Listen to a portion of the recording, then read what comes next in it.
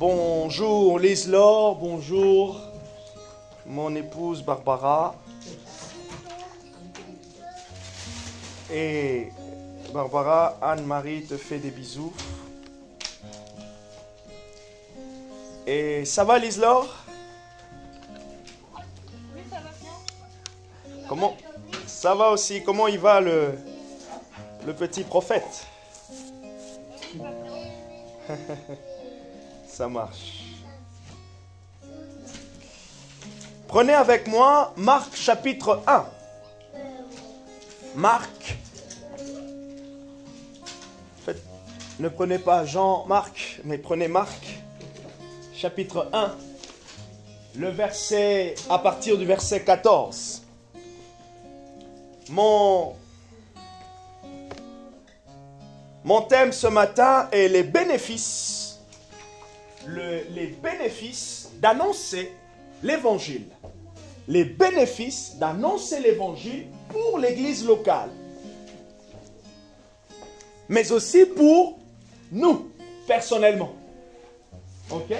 Les bénéfices d'annoncer l'évangile. Je vais donner 5 points essentiels, 5 points importants que nous allons garder. Facile à comprendre. Sûrement, je ferai une deuxième partie de ce message, sûrement, où la deuxième partie sera inscrite dans le petit volet formation ou enseignement concernant l'évangélisation. Donc, on sait bien que cette semaine, nous n'avons pas culte le mercredi.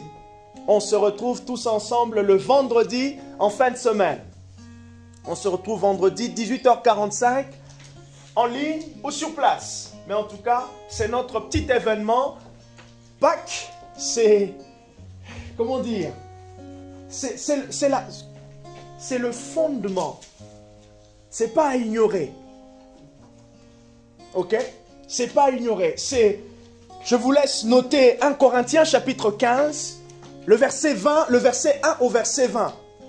1 Corinthiens, le chapitre 15, le verset 1 au verset 20. Je vous dis rapidement en quelques phrases. Paul il dit, si vous enlevez la résurrection des morts, notre évangile est fini.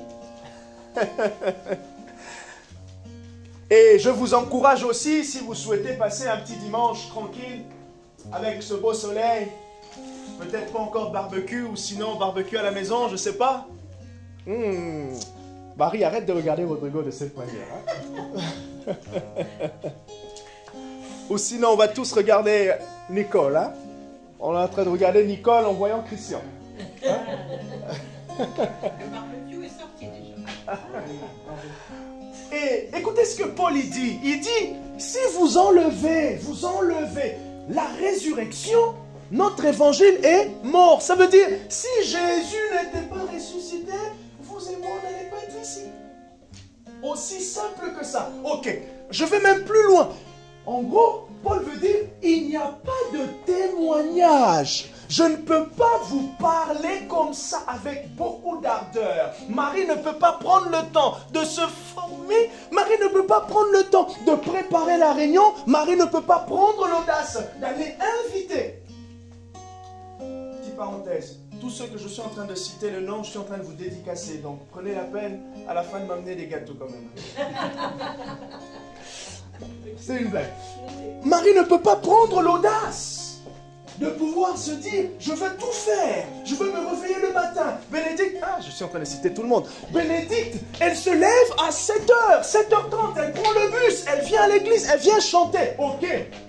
Mais tout ça, c'est quoi? Il y a quoi derrière? C'est le témoignage de la résurrection qui fait faire toutes ces choses. Donc, Paul est en train de dire, dans 1 Corinthiens, le chapitre 15, qu'il y a un sens. Si je dédicace encore Barbara, donc moi, le gâteau à la maison. Il y a un sens. Parce que je veux être, là je reviens sur il y a 2 semaines, parce que je veux être un bon disciple de Christ, voilà pourquoi je prends la peine de pouvoir annoncer l'évangile. Voilà, parce que j'ai été touché par Jésus, voilà pourquoi, ou c'est pourquoi, je ne sais plus ce qu'elle me disait, mais en tout cas c'est dans ce sens-là. Et il y a... Non, c'est pas, elle me disait, c'est ça, hein? C'est ce qu'elle disait, hein? C'est pourquoi? c'est pourquoi j'accepte les conséquences de me tenir dans les rues de Poitiers et peut-être de rencontrer mes élèves et pour annoncer l'évangile. Et ça, on retrouve la question du sens, la question de la nécessité, la question du but, on le retrouve dans les paroles de Paul. Ok? Il dit, la résurrection, c'est la base. C'est la base de notre message. En gros, on peut argumenter. Jésus n'est pas ressuscité. Oh, de toute façon, ces choses sont fausses. Oh, de toute façon, même j'ai entendu d'autres personnes dire, ah, apparemment, ce n'était pas lui au tombeau. Il avait pris un de ses disciples. Ce disciple-là était fort quand même. Accepter d'aller remplacer Jésus. Bon. Même si Paul nous dit, Marie, soyez prêts à mourir pour vos femmes. Hey! Ah, quel... Oui. 1 Corinthiens 15. L'importance, les bénéfices d'annoncer l'évangile. Je vous ai donné, avant de noter 1 Corinthiens 15, du 1er au 20e au verset 20, nous étions dans Marc. Marc chapitre 1, à partir du verset 14. Regardez ce que Jésus dit. Après, c'est plutôt Marc qui parle. Il faut savoir que ce Marc ici, ce n'était pas un disciple direct, comme pour dire apôtre de Jésus. C'était un frère, un cousin, je crois, à Barnabas. Et donc, ce Marc, il a travaillé avec Paul dans les missions. Ok? Dans les 3 voyages missionnaires. Et c'est ce Marc qu'on appelle aussi Jean-Marc. Donc, comprenez quand même, hein? Je suis dans la Bible. Je suis pour rien. Marc chapitre 1, verset 14. Il est dit ceci.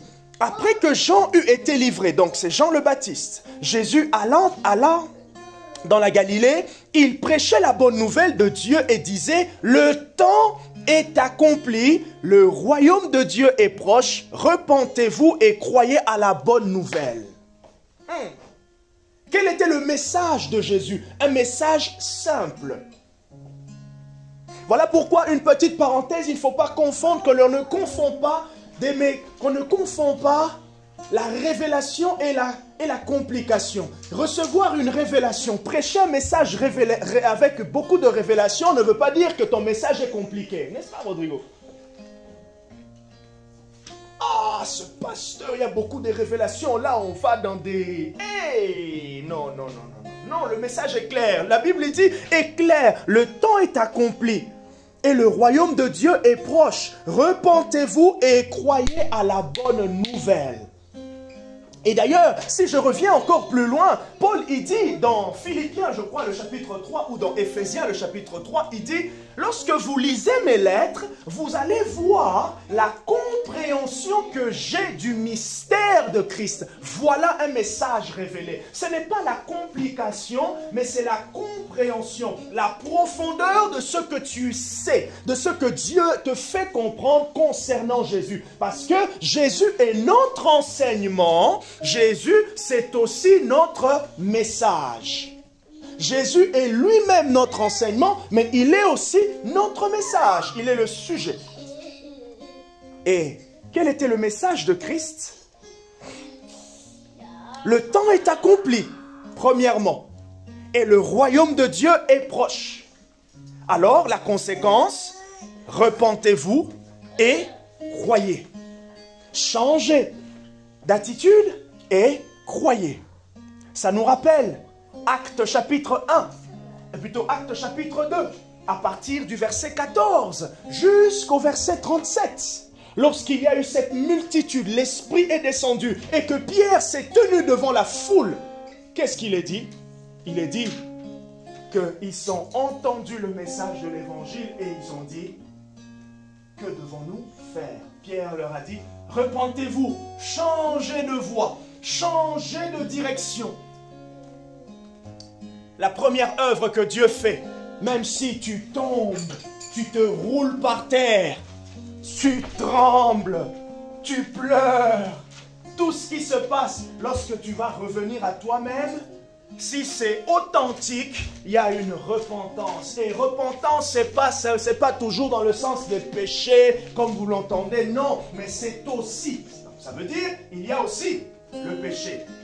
C'est aussi se dire non, ce qui s'est passé ce matin, ce qui s'est passé cet après-midi m'emmène à changer de direction et d'aller dans la bonne direction, celle de Christ.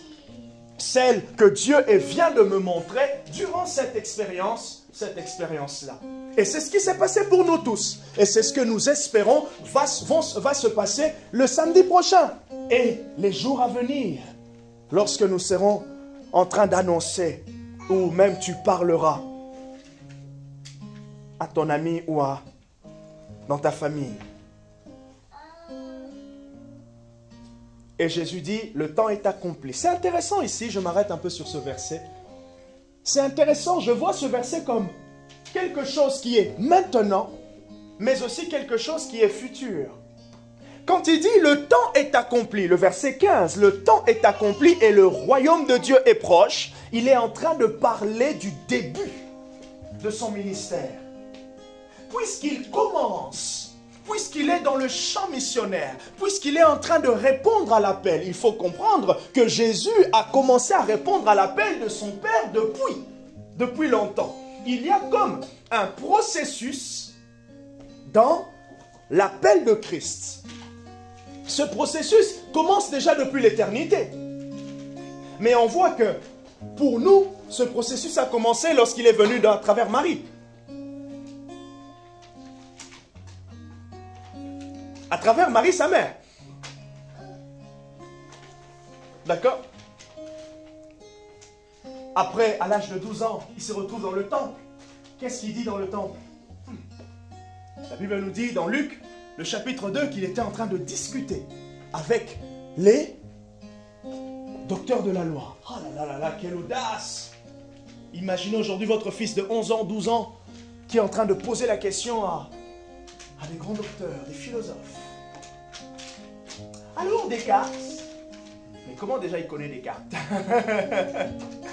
alors ceci, comme j'aime les questions des enfants.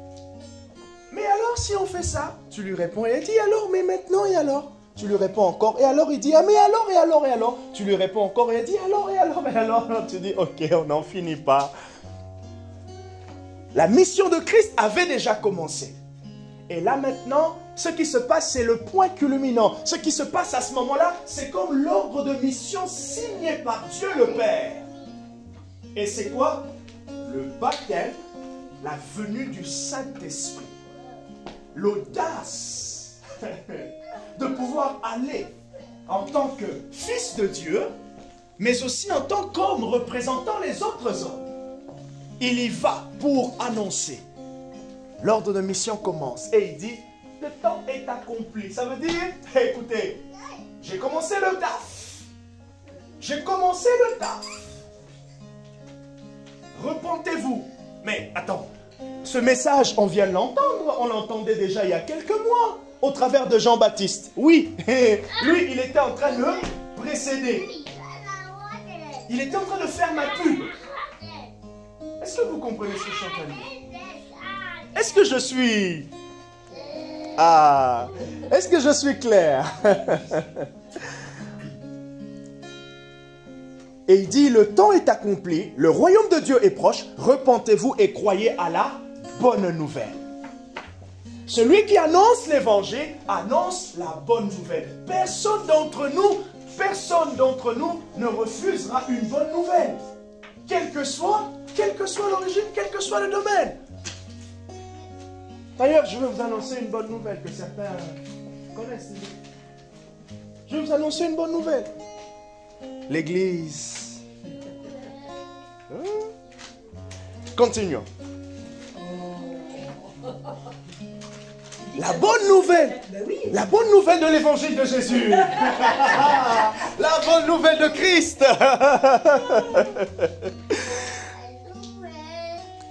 Et c'était ça que Jésus prêchait. Ah, vous allez me dire, ah mais c'était facile au temps de la Bible. Ah non, non, non, non, non, non. Il y avait la même situation. Les gens étaient aussi loin de Dieu comme aujourd'hui. Il y avait l'athéisme à l'époque. Il y avait des cœurs durs à l'époque. Il y avait tout ce que vous pouvez imaginer. Parce que l'Ecclésiaste nous dit quoi? Il n'y a rien de nouveau sous le soleil. Pas la série, hein, mais sous le soleil. Il n'y a rien de nouveau. Donc, à ce moment-là aussi, c'était pas facile. Mais c'était le moment d'annoncer. Regardez, je vais enfoncer le clou. Prenez avec moi 1 Corinthiens chapitre 9, verset 16. Et c'est Paul qui va commencer à consoler. Il va commencer à marteler dans nos cœurs. Quels sont les bénéfices d'annoncer l'évangile? Est-ce qu'il y a quelqu'un qui a une question? Est-ce qu'il y a quelqu'un qui veut dire quelque chose avant que j'aille un peu plus loin? C'est ça mon thème, le thème de ce matin. Les bénéfices d'annoncer l'évangile. Je vais vous donner 5 points. Regardez ce que Paul dit à partir du verset 16. 1 Corinthiens 9, le verset 16. 1 Corinthiens 9, le verset 16. Paul il dit ceci. Évangéliser, waouh, évangéliser n'est pas pour moi un sujet de gloire.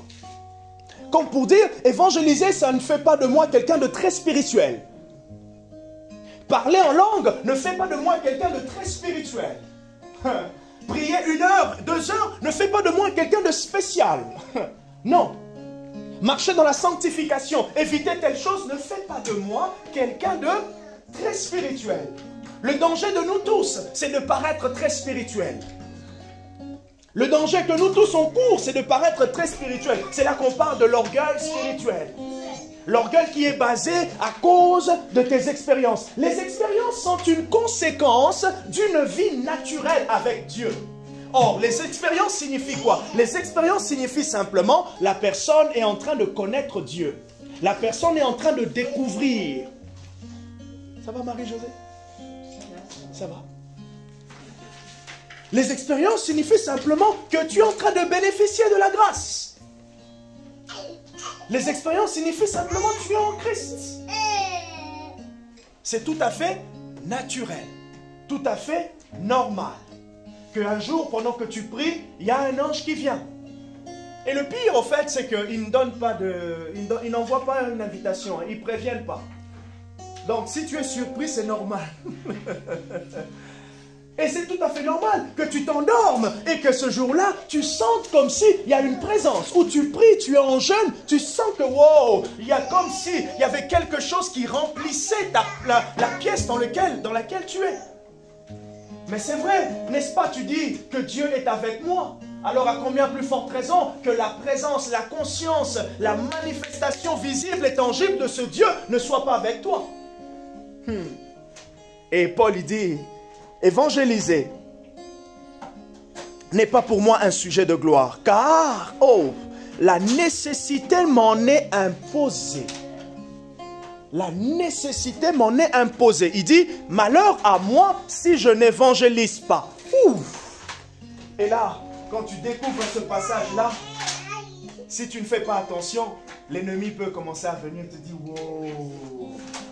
Paul, il est simplement en train de dire ici, si je rejoins l'idée de Barbara, c'est qu'il y a un sens, il y a un but. Et regardez le mot, il dit, la nécessité m'en est imposée. La nécessité. Et il dit, malheur à moi si je ne le fais pas. Verset 17, si je le fais de bon gré, j'en ai la récompense. Si je le fais avec conscience, j'en ai la récompense. Ah, moi, j'arrive pas à évangéliser. C'est pas grave, tu vas apprendre. Et, comme disait Rodrigo, des fois, on peut mal porter le fardeau de Christ. Mal porter le fardeau de Christ. Oh, Jésus a dit, son fardeau est léger.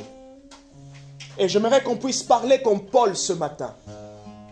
Évangéliser pour nous, WSM, est une nécessité. Et malheur à nous si nous ne le faisons pas. Ça veut dire, si nous ne le faisons pas, il y a des choses que nous manquons. Ok? Alors, qu'est-ce qui manque? Ou il y a des choses au fait que nous n'allons pas expérimenter. Je ne sais pas si je peux dire ça, mais... Ok? Alors, regardez. Premièrement, les bénéfices de l'évangélisation nous emmènent à l'humilité dans la prière. Premièrement, premier bénéfice pour l'Église, premier bénéfice pour toi-même, l'évangélisation va t'emmener à t'humilier devant Dieu dans la prière. Et c'est important de comprendre, comme disait un homme de Dieu qui s'appelle Vlad Savchuk, la prière, hein? Savchuk, ketchup. La prière, celui qui prie, il manifeste quoi? Simplement son humilité. Celui qui prie, il dit, au-delà de tout ce que vous savez, il croit en Dieu, il accepte Dieu, il passe du temps avec Dieu, il apprend à connaître Dieu, tout ce que vous souhaitez, mais il est aussi en train de renvoyer dans le domaine surnaturel, Seigneur, je suis trop beau pour être indépendant. Jésus, je suis trop beau pour être indépendant. Celui qui prie, celui qui s'approche de Dieu dans la prière est en train de développer l'humilité intérieure, l'humilité de son être intérieur. Il est en train de dire à Dieu, Seigneur, je m'approche de toi parce que je ne peux pas faire par moi-même. Et il n'y a pas d'évangélisation sans la cuve, le lieu secret. Notez quelque part, vous commencez peut-être à connaître ce passage, Actes chapitre 1 et Actes chapitre 2. Vous savez, les 3000 personnes, n'est-ce pas la récompense des 10 jours de prière? Les 3000 personnes qui ont été touchées, n'est-ce pas la récompense de ces 10 jours de prière? Alors, on va me dire, mais comment je sais que c'est 10 jours? Simplement parce que Actes chapitre 1 dit que Jésus est resté 40 jours et 40 jours avec ses disciples. Et lorsque la Pentecôte est arrivée, c'était 10 jours après. C'est pour cela, Pentecôte, on parle de 50 jours lorsqu'on additionne la résurrection jusqu'à la Pentecôte. À partir du 31 avril prochain, 31 mars plutôt, jusqu'au 19 mai, ça va faire 50 jours. Ok? Premier bénéfice, la prière. Tu veux aller évangéliser, tu vas prier. Regardez ce que Paul dit. Est-ce que quelqu'un peut prendre, peut-être Bénédicte, s'il te plaît? Eh bien, dis donc, si je citais votre nom plus d'une fois, ça veut dire vous multipliez le gâteau fois 2. Hein? Prends Colossiens chapitre 4, verset... Ça fait combien de fois, Marissa? Ah, écoute, c'est à mon bénéfice. Ce sont mes bénéfices. Colossiens chapitre 4. Regardez ce que l'apôtre Paul dit. Colossiens chapitre 4, à partir du verset 2. Donc, j'ai dit premier bénéfice, la prière. Ça nous engage dans une conscience de la prière. Et dans cette conscience de la prière, c'est vraiment la collaboration avec Dieu. Et regardez ce que Paul est en train de dire. Mandos kibra la boshata. Colossiens 4, verset 1 à 10. Voilà. Maître, accordez à vos serviteurs ce qui est juste et efficace. Voilà. Sachant que vous aussi, vous avez un maître dans les cieux. Persévérez dans la prière, veillez-y avec action de grâce. Oui. Priez en même temps pour nous. Voilà. Que Dieu nous ouvre une porte pour la parole, en sorte que je puisse annoncer le mystère de Christ. Voilà. Je suis dans les chaînes. Yes. Faire connaître comme je dois en parler. Voilà. Donc, Colossiens chapitre 4, versets 1 à 4.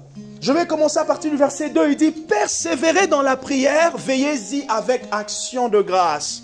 Et verset 3, priez également. Comme pour dire, ajoutez aussi comme sujet dans vos prières que Dieu ouvre une porte à notre parole. Quand il veut dire parole là, il veut dire à notre témoignage. C'est comme ça que tu dois prier. Ah, je ne sais pas comment prier pour parler à ma fille. Tu vas faire comme Paul.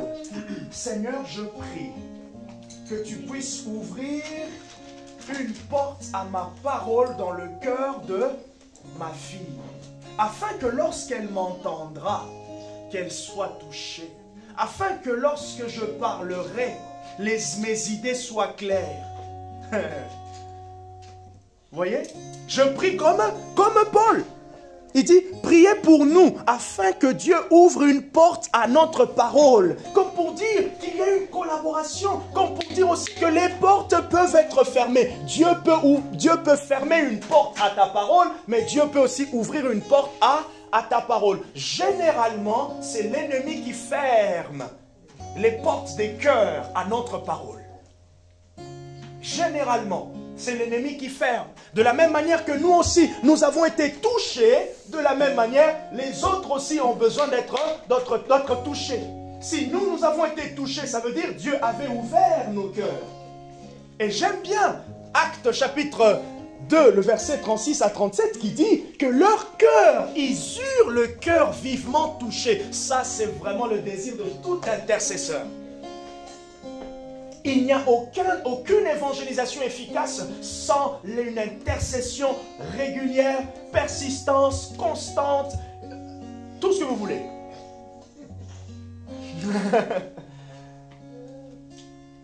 La prière et alors la prière. Je vais peut-être finir un livre audio qui s'intitule When the Heavens Are Brass. Quand le ciel est fermé. C'est un livre qui parle du réveil d'un homme de Dieu qui s'appelle John Kilpatrick. Il a expérimenté un réveil dans son église, dans la ville où ils étaient, dans les années 94 à 96. Un réveil qui a duré pratiquement 5 ans. Brownsville, c'est ça la ville aux États-Unis, dans le Peninsula ou Pensacola, je ne sais pas si tu es américain, mais tu es américain continent. Hein? Pennsylvanie? Non, pas Pennsylvanie. Mais en tout cas, la ville, c'est Brownsville. Et l'État, c'est l'État du Peninsula, quelque chose comme ça. Et il explique, et il parle, il insiste sur la prière. Vous savez, le meilleur moyen de connaître, tu connais? Bon, bah, ça fait partie aussi de la prédication. Je vous donne un peu des mots, je vous donne un peu. Et je prends aussi un peu des gâteaux et tout ça.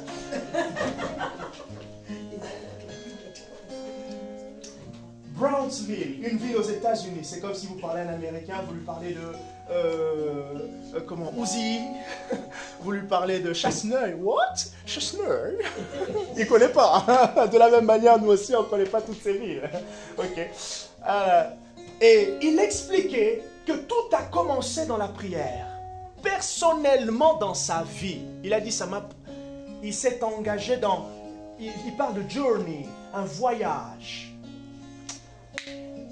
La connaissance de Dieu, ça, c'est un voyage.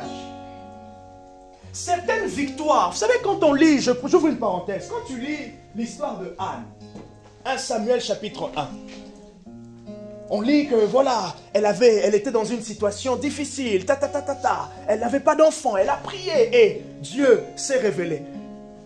Vous n'êtes pas peut-être posé la question combien ça lui a pris. C'est un voyage. Bienvenue. C'est un voyage. Mais dans ce voyage-là, tu n'es pas seul.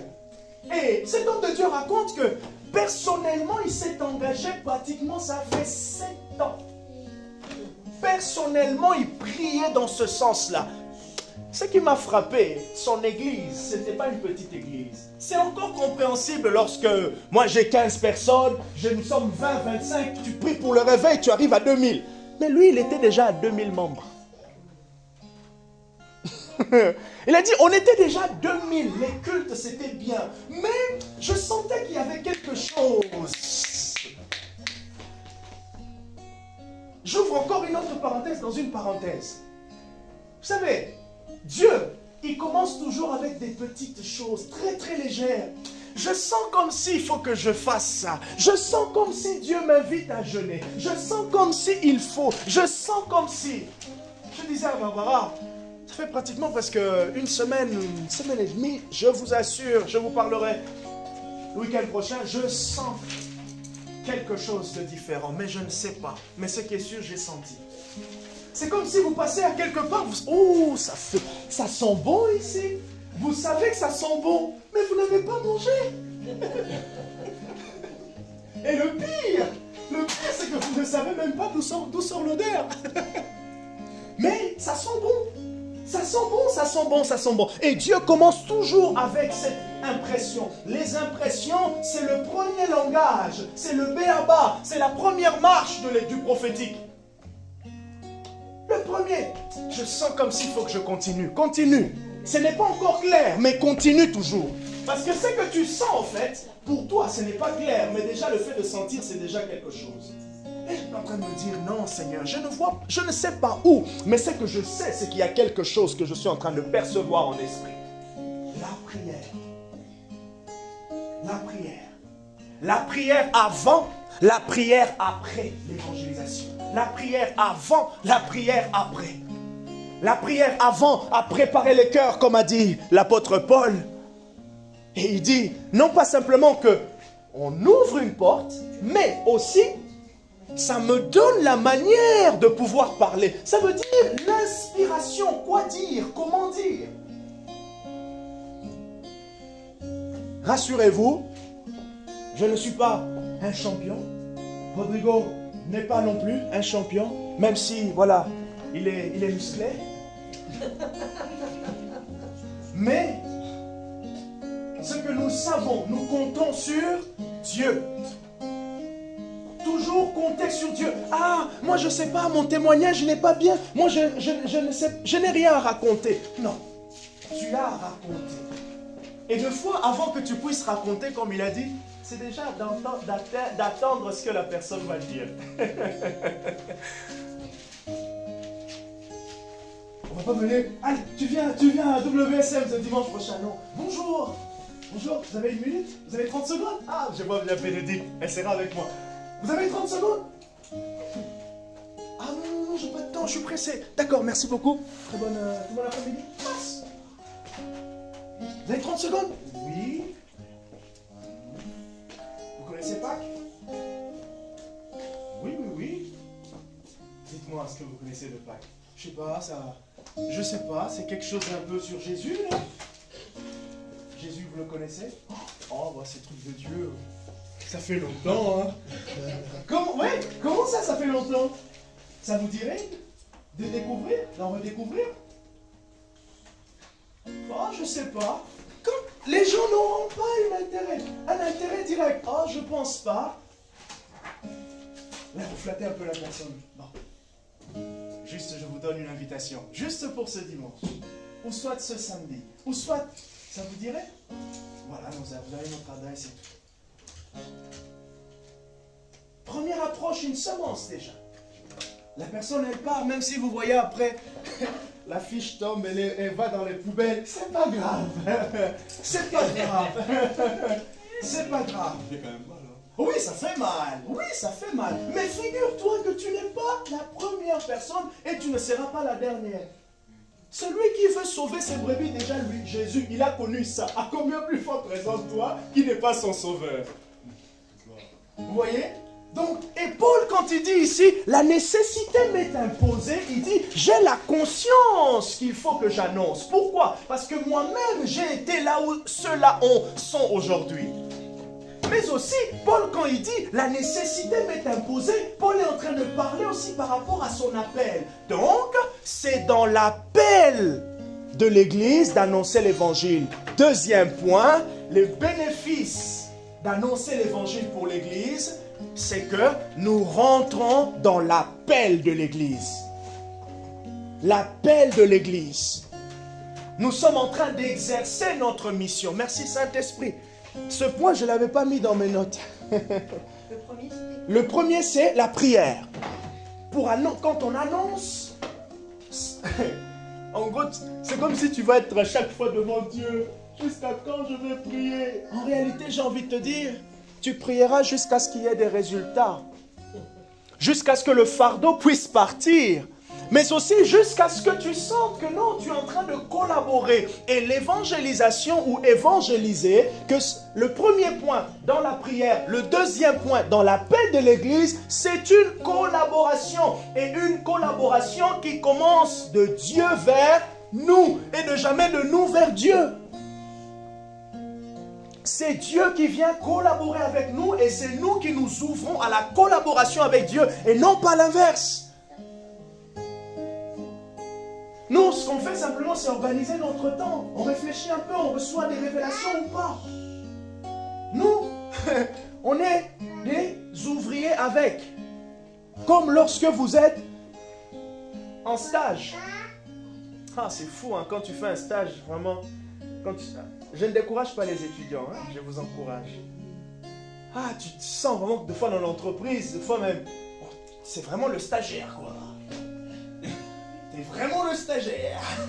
Vraiment celui qui étudie, qui est en train de finir sa formation. Des fois, on te le fait ressentir, mais dans un mauvais côté, hein. On dirait que t'as un petit plus dans l'entreprise ou pas, quoi. Rien. Ici, l'entreprise a 500 personnes, il y a le groupe de 500 et il y a le stagiaire. Oh non, non, non, non. J'ai fait un stage, petite parenthèse, je ferme. J'ai fait un stage là où ça se passait, ça commençait à se dégrader 1 mois et demi après. 3 mois après, j'étais en train de... J'allais en stage pour ranger les papiers. On m'a mis dans le couloir, quoi. Mon bureau, c'était le couloir. Elle m'a amené des dossiers qu'ils ont... Ah, non, non, non, non, non, non. Ah, quelle humiliation. Mais maintenant...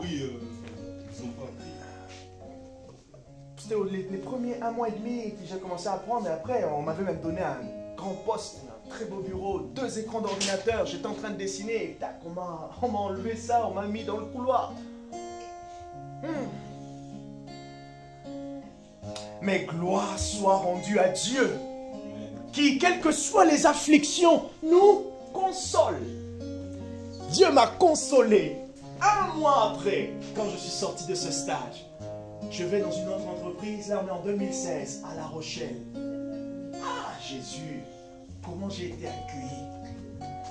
Pendant 1 mois et demi, j'ai dit, Seigneur, si j'avais commencé ici depuis le début. Mais la Bible me dit, car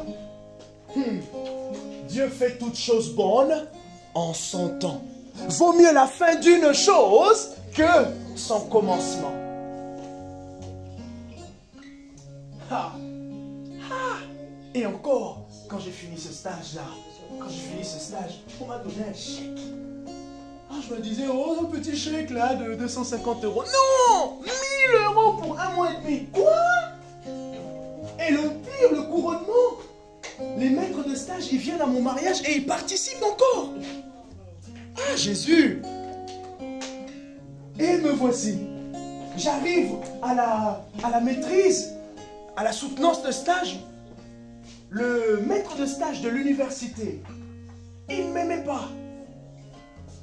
C'était un des professeurs, il ne m'aimait pas. Heureusement, pour lui, il fallait même que je reprenne l'année.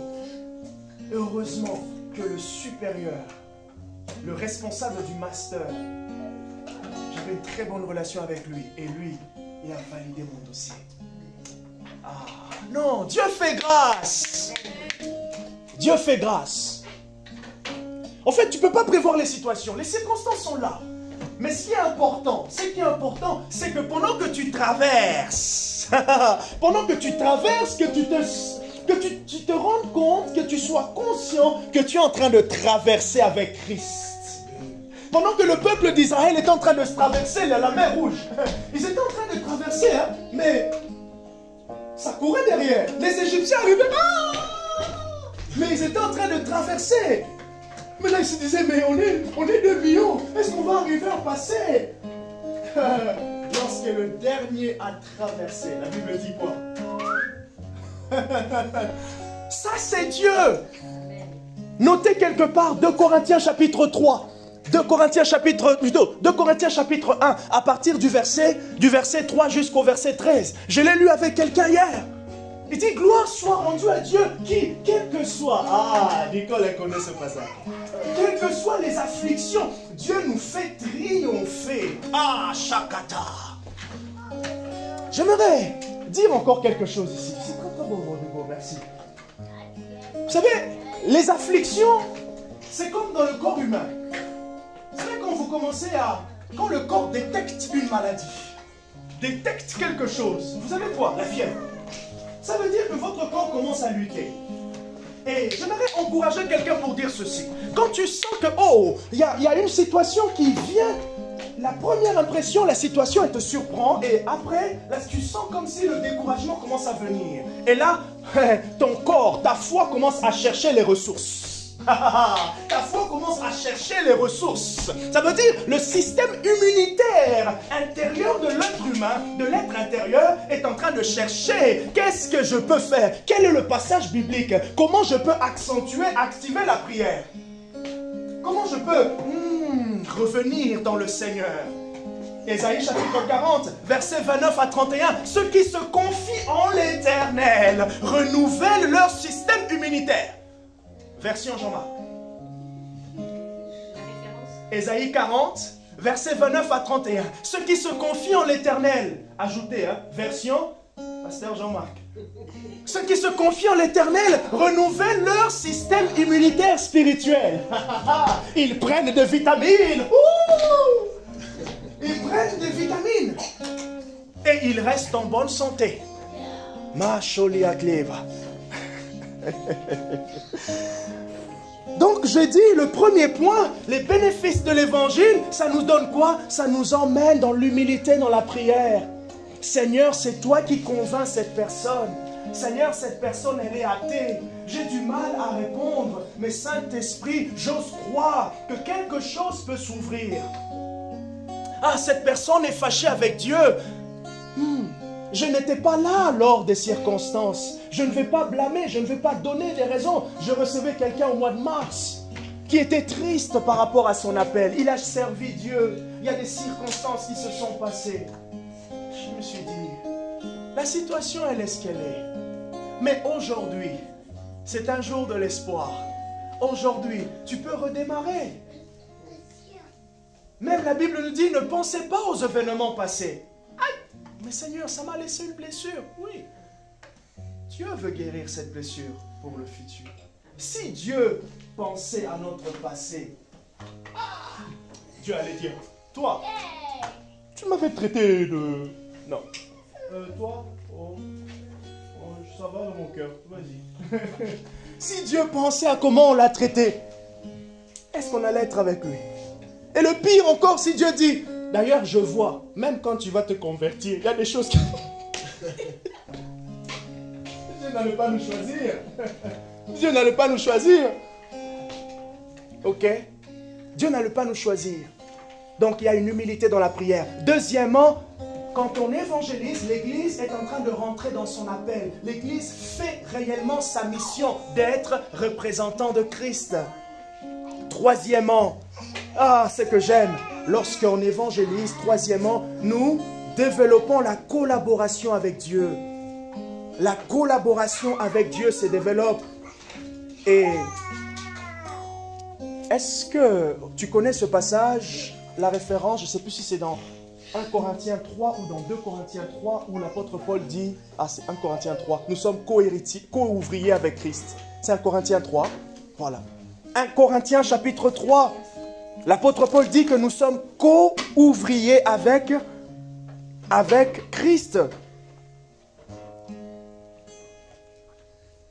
1 Corinthiens, le chapitre 3.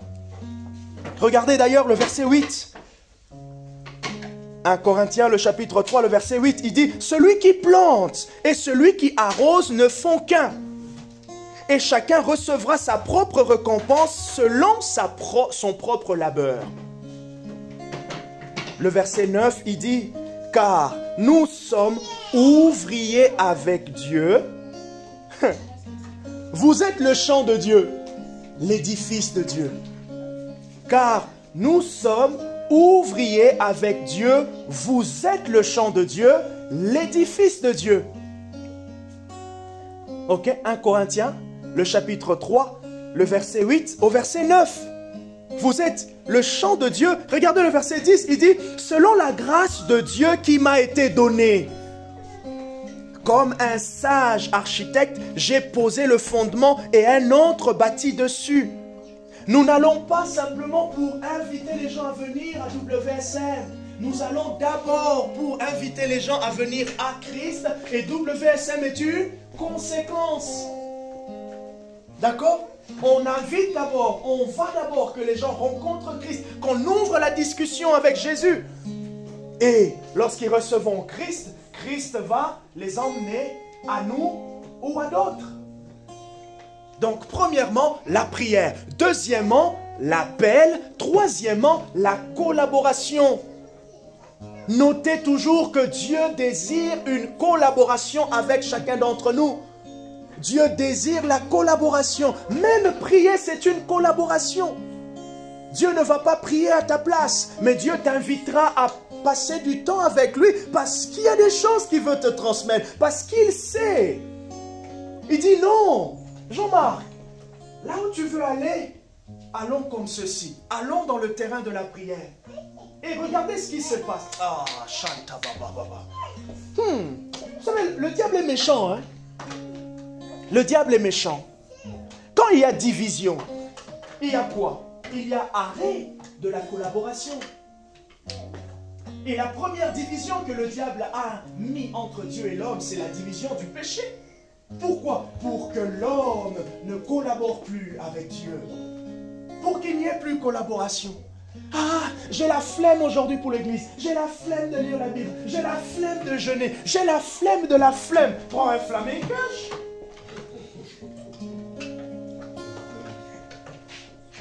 Bon, c'était une parenthèse. Mange un flamencoche, tu as la flemme. Mange un flamencoche. Non, c'était une blague quand même. On est dimanche matin. Je vous fais sourire pour que vous ayez le courage de la semaine. Le lundi. C'est votre plus beau jour, le lundi, non? Hein? Quand tu réussis. Donc, j'ai dit premièrement la prière. Et vous allez voir que plus on va rentrer dans cet élan de l'évangélisation, naturellement, on va prier pour ça régulièrement. Naturellement. Parce que, comme a dit Paul, c'est Dieu qui change les cœurs. Et il y a un degré de collaboration que Dieu veut qu'on engage avec lui pour qu'il puisse travailler. Regardez ce qu'il va faire. Il va d'abord commencer à travailler en nous. Parce que c'est nous qui sommes le front line, la première armée, la première ligne vers ces personnes. Il va travailler en nous pour que lorsque nous serons devant ces personnes, nous soyons des bons représentants. Des bons représentants. Ah. Donc je dis premièrement, la prière va se développer. Tu vas penser régulièrement à cette personne et tu vas t'adresser à Dieu régulièrement. Cette personne, elle sera dans ta bouche et dans ton échange avec Dieu, le nom de cette personne sera présent. Et c'est comme ça que l'intercession se développe naturellement. L'intercession naturellement. Je prie pour elle. Seigneur, ça fait 2 ans, ça fait un mois qu'on a discuté. Ah, l'échange était intéressant, Seigneur. Je pense à elle encore ce matin. Touche son cœur. Saint-Esprit, je ne sais pas où ça en est. C'est comme, je prie pour quelqu'un. Ah, chaque fois que je pense à elle, je me dis, oh Jésus, lorsque je la verrai à l'église. Ce jour-là, oh mon Dieu, je sais quand même quand je pose... Oh, j'ai envie de dire, Jésus. Je me voyais même en train de me dire, Jésus et moi, on a tellement échangé te concernant. Seigneur, accorde-la maintenant. Ah! Je sais, non. Tu connais de qui je parle? T'as une idée? Non. Ah non. Même moi je me dis, mais c'est fou. Mais je prie pour elle, je sais pas, mais je sais que je la porte dans le cœur. Et lorsque je la verrai, elle dit Seigneur, oh, ce jour-là, elle va être touchée. Il y aura une semence. Il y aura quelque chose de plus. Donc la collaboration. Dieu veut la collaboration. Je vais terminer ce point pour dire, ta bouche est la bouche de Dieu.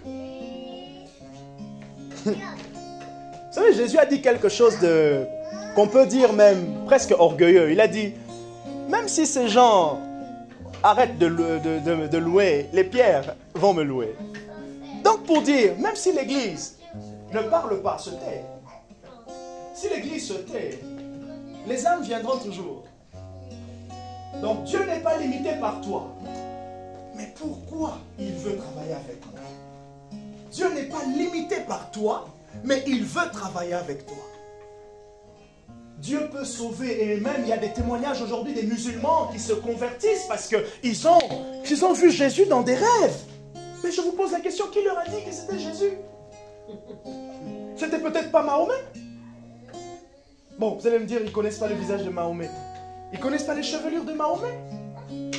Mais c'était Jésus pour eux. Oui, ils savent sûrement. Ils ont une certitude, mais c'était Jésus. Mais Dieu dit, Jean-Marc, la même bouche qui a prié en langue dans le lieu secret, j'ai rempli ta bouche. Tu peux maintenant sortir. Tu peux maintenant dire aux autres. Même Jésus qui était le Fils de Dieu n'a pas fermé sa bouche. À combien plus forte raison toi et moi? Quatrièmement, premièrement, j'ai dit la prière. Deuxièmement, l'appel. Troisièmement, la collaboration. Quatrièmement, mais tu es témoin. Nous sommes témoins. Nous sommes témoins. Acte chapitre 1, verset 8. Qu'est-ce que Jésus dit? Vous allez recevoir une puissance et vous serez mes témoins. Et vous serez mes témoins. Et vous serez mes martyrs. Et si je reviens en langue française, un témoin, c'est quelqu'un qui sait. Qui témoigne. Donc, il a une information et il vient se présenter vers une autre personne et lui donner l'information. Peut-être que j'enseignerai, parce que j'en ai fait un rêve cette semaine, j'enseignerai sur l'église témoin. L'église témoin. L'église qui est un phare. Chacun d'entre nous est témoin. Je vous avais raconté, quand j'étais encore à Kinshasa, comment est-ce que, quand j'ai commencé à aller dans la corruption pour pouvoir réussir, parce que c'était difficile dans le système universitaire au Congo, comment l'ennemi est venu me parler au travers d'une personne. L'ennemi sait que tu as un témoin. Et il utilise cette arme envers toi. Ah, même toi qui es chrétien, tu fais ça. Et tu as l'impression qu'il est étonné. Et pourtant, non. Cette personne, elle est peut-être juste une conséquence. C'est l'ennemi qui est en train de t'affliger, de te décourager. Comme pour dire, j'aurais cru que tu serais plus fort pour ne pas tomber dans cette situation. Et là, il se moque. Et quand tu te relèves, il veut que tu sois bas. Et quand tu te relèves, quand tu t'avances, il veut que tu sois encore plus bas. Il se moque de toi. Le diable, il se moquera toujours. Alors, vraiment, depuis longtemps, c'est maintenant que vous sentez. C'est maintenant que vous le faites. De toute façon, ça serait dur, hein. Oh là là, les cœurs, les Français, les athées, oh là là.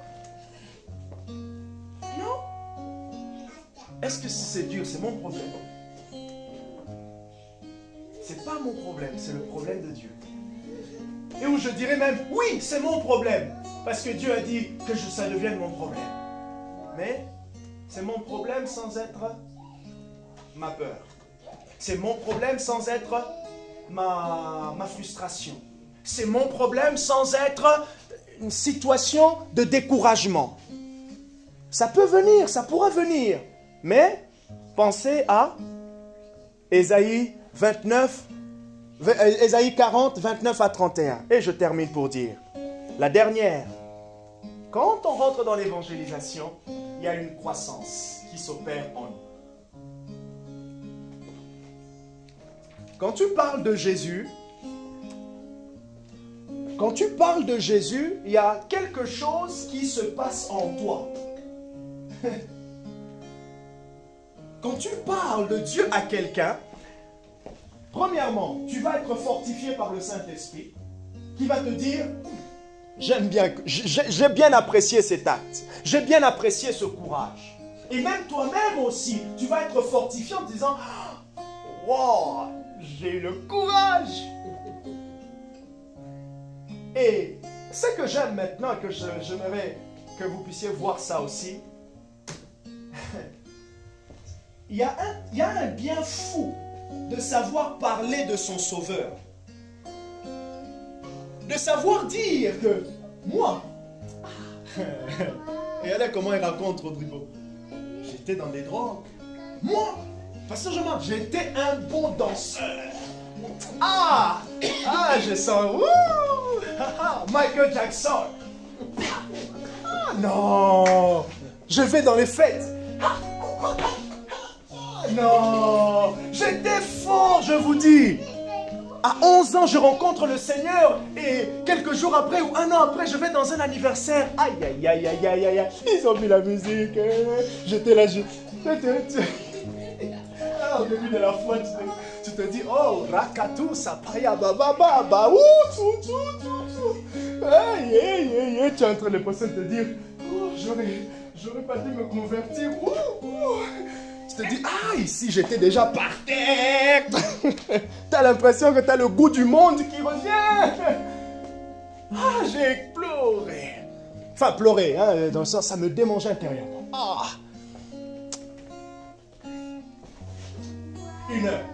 1h30, 2h à la fête. Je me suis levé, j'ai dansé. Je suis rentré, j'étais triste. Ça s'est passé comme ça jusqu'à mes 15 ans. Dieu m'appelle à le servir. Et une fois, à mes 16 ans et demi, avant qu'on puisse être ordonné à l'église comme des diacres, on fait une soirée, une nuit de prière chez le pasteur. Et dans cette nuit de prière, ce qui se passe, on a prié. Et à un moment donné, le pasteur branche tout le monde, on était une quinzaine ou 18 en entretien. Et dans cet entretien, il me pose la question, qu'est-ce qui se passe dans votre vie dans laquelle je peux vous aider et que vous souhaitez m'en parler? Parce que le fait d'être présenté officiellement dans l'église, c'est pas juste pour un nouveau converti. Et je lui dis, franchement, aujourd'hui à mes 15 ans, telle chose de la jeunesse, non, ça je pense que c'est pas un problème. Mais ce qui est un problème, des fois je sens comme envie de danser encore, pasteur, ça me démange. Quand j'ai dit ça, j'ai senti que le fardeau est parti. C'est pour cela que je crois qu'il n'y a pas de lien entre la musique mondaine et le croyant. Je ne peux pas me mettre ici, je suis en train de vous prêcher, je chante avec Marie et tout. C'est la 40e fois, c'est la 10e fois. Je chante avec Marie et après, je me mets là et après je rentre à la maison. Oh Barbara, allumez le feu. Il n'y a pas de lien, il n'y a pas de lien. Ou soit je prends du Nicki Minaj, non. Je mets du Nicki Minaj pendant que je fais le ménage, non.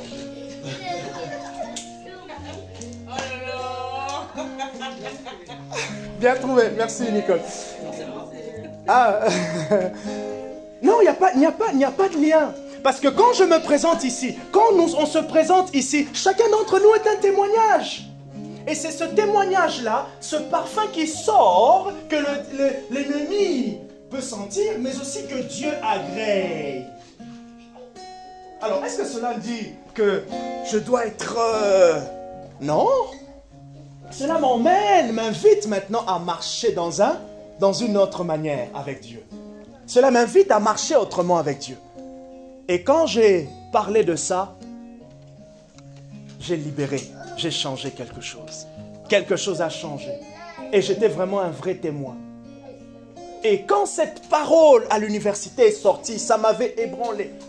Parce que le diable se moquait de soi-disant le témoin. Quand il est à l'université, il fait tout ce qu'il fait.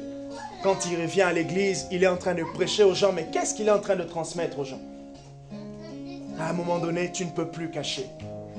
Pourquoi? Parce que tu risques d'être comme un steak. Non, tu ne peux plus cacher. Tu ne peux plus cacher. Tu es un véritable témoin. Matthieu chapitre 5, verset 12 à 13 dit quoi? Vous êtes la lumière du monde. quelle est cette lumière qui veut apprécier de se mélanger avec le ténèbre? Il faut qu'il y ait un qui domine. Le monde aujourd'hui, nous sommes en train de nous enseigner les deux. Mi-homme, mi-ange, mi-dieu, mi-méchant. Comme là, un jour, j'étais surpris de voir la pub Charal. Où il y a des anges qui mangent des steaks avec des démons. Ah non! Quel blasphème! Oui, tapez pub Charal, vous allez voir sur YouTube. Genre des démons et des anges qui sont en train de partager les steaks, quoi. Donc Charal est tellement trop bon que les anges viennent vers les démons. Ah non! Bon, c'est bien pensé. Mais non, il n'y a pas de mélange. On est témoin. Et c'est vrai que ça peut être quelque chose qui demande maintenant de prise de conscience, de changement. Mais tu as tout à gagner. Tu as tout à gagner. Nous avons tout à gagner à être des véritables témoins. Et lorsque nous nous engageons, de la même manière que si on sortait ici, si vous vous rappelez l'année dernière quand on faisait le baptême, tous ceux qui passent vont regarder. Qu'est-ce qu'ils vont se dire? Ah, c'est un baptême évangélique.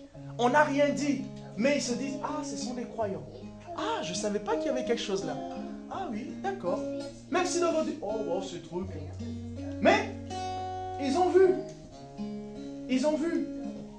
De la même manière, une fois, j'étais surpris à La Rochelle, il y avait un salon d'érotique. À La Rochelle, dans les pancartes. Ils sont en train de témoigner.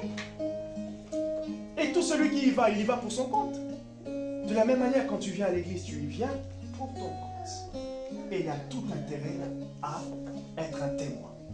Premièrement, premier bénéfice, la prière. Deuxième bénéfice, la paix. Troisième bénéfice, la collaboration. Quatrième bénéfice, le témoignage. Et cinquième, la croissance. Et tu grandis personnellement avec Dieu. Parce que tu sais en parler comme a dit Paul. Et je sais que nous allons grandir. Nous allons grandir encore. Est-ce que l'on peut prier ensemble ce matin pour terminer notre culte? Gloire au Seigneur. Merci Saint-Esprit.